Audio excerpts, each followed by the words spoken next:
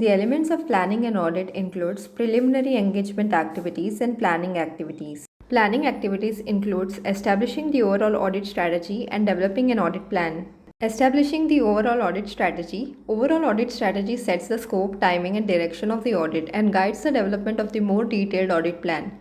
The process of establishing the overall audit strategy assists the auditor to determine, subject to the completion of the auditor's risk assessment procedures, such matters as the resources to deploy for specific audit areas, such as the use of appropriately experienced team members for high risk areas or the involvement of experts on complex matters.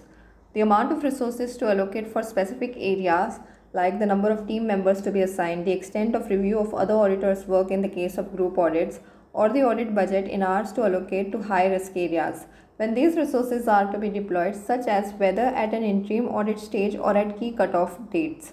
How such resources are managed, directed, and supervised, such as when team briefing and debriefing meeting are expected to be held, how engagement partner and manager reviews are expected to take place, and whether to complete engagement quality control reviews. Factors to be taken into consideration by auditor for establishing audit strategy.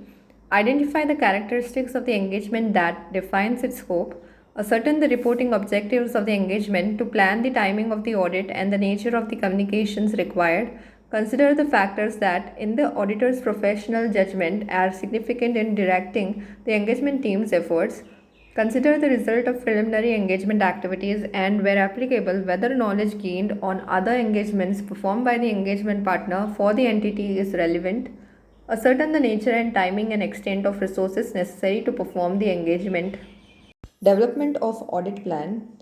SA 300 states that auditor shall develop an audit plan that shall include description of the nature, timing and extent of planned risk assessment procedures, the nature, timing and extent of planned further audit procedures at assertion level, other planned audit procedures that are required to be carried out so that the engagement complies with SAs.